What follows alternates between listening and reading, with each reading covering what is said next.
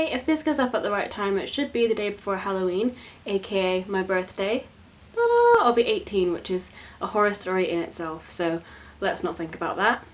So I selected a few books that would be fun to read around Halloween, not because they're necessarily scary or like made me lose sleep for weeks on end, because nothing really does that to me now. I'm kind of desensitized from all the horror films I've been watching throughout my life, but just kind of ones that give you a kind of unsettly kind of feel, kind of really atmospheric for Halloween, which I thought would be quite fun, and also they're all really well written and definitely worth a read, so definitely check them out.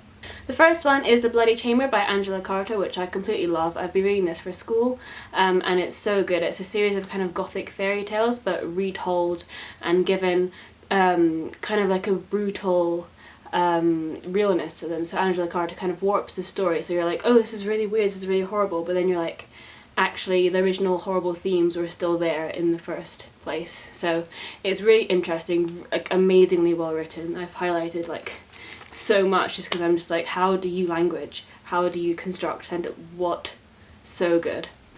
Next up is Anna Dressed in Blood, and no, I did not buy this because it has my name in it, well, kind of. But this is about Cass, I think. He's a 17-year-old ghost hunter, and he's sent to hunt this ghost called Anna, but then he falls in love with her. So it sounds a bit cliche, but it's actually really good, and it's well written, and the characters are actually quite cool, so definitely check this out. Next up is The Graveyard Book by Neil Gaiman, which is just amazing. I can recommend any Neil Gaiman book in a video like this. Just any of his books will be good for Halloween. They're all really kind of creepy, but also quite funny and just really enjoyable to read. Because it's set in a graveyard, this would be really good for Halloween. There's a lot of like mist and kind of shadows, and it's just really cool. Yes, this follows a boy called No who goes to live in a graveyard, and it's really good.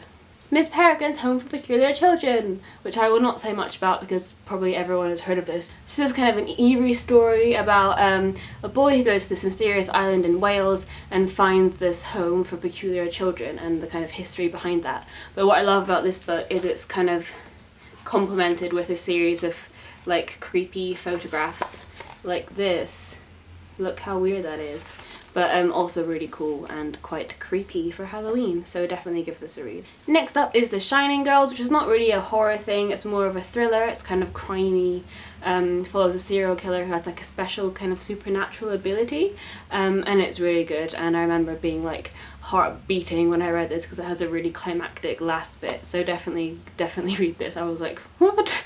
If you liked Gone Girl, I'm pretty sure you'll like this. Speaking of Gone Girl, this isn't, obviously it's not like a horror story or anything kind of spooky or Halloweeny, but it just made me feel really creeped out when I read it, like really kind of suspicious of everyone around me. That's kind of the atmosphere that I was kind of aiming for with the books I recommend, just kind of unsettling, kind of weird for Halloween. So yeah, I would definitely give this a read, not just for Halloween, just any day of the week. Pick this up, it's really good. Next up, Murder on the Orient Express by Agatha Christie. Agatha Christie is the absolute queen of everything. She's so good, and this book is obviously no different. It's probably one of her most famous, but it's about a train going through, I think, Siberia or somewhere snowy, and then they get caught in a snowstorm and murder starts to happen, but no one can get off the train, so the murderer's on the train, they're all like, ah. So that was a great description, wasn't it? It makes you really want to read the book. But yeah, definitely read it, so well written, and it's got a massive twist at the end, so. Next up are one of my favourite authors, Philip Pullman. He's done a lot of kind of spooky stories, but the two that are my favourite are Clockwork and Cant Cross, which are both different but both amazing. Well, not that different. Well, yeah, actually, yeah, different. So Clockwork follows this kind of clockmaker who has to make a special figurine for the clock in his town, and he can't think of any ideas, and then this guy is like, oh, why don't you do this, and then they make a clockwork thing and it kind of comes to life, and not in a happy fun way. So yeah, this is really good and really well written. And this is about, I think, this dude called Cant Cross, who like, I haven't read this in ages, but I think he like wants villagers' daughters or something. I remember like two girls being locked in a shed, and then Cant Cross was coming. They're like a sacrifice for him. I don't know, but it's good. Trust me. I know I'm not selling it right now, but like it's really good. So please read it. I need to reread that. Next up is The Shining. Of course I had to have a Stephen King, but I remember when I was reading this, everyone like that saw me reading it was like, oh my god, you're gonna like not sleep for a year, and I was like, okay. And then they'd be like, oh, it's so scary, and I'd be like, okay. I wasn't that, like, I was interested and I kept reading. Obviously I finished it and I loved it and it was well written and really good, but it didn't like haunt me. It was not really like that realistic. Like, it's kind of got kind of, not ghosts in it, but like it's kind of more on the supernatural side, which doesn't scare me as much as like say Gone Girl would, where it's like it could actually happen. But this is still really good. If you don't know, it's about a family that moves to a hotel, and to run the hotel they don't just move and live there. But it's in the middle of nowhere and the dad begins to go a bit crazy and kind of, if you've seen the movie or read it you'll know what this is, but I'm not doing a great impression so I'm gonna stop.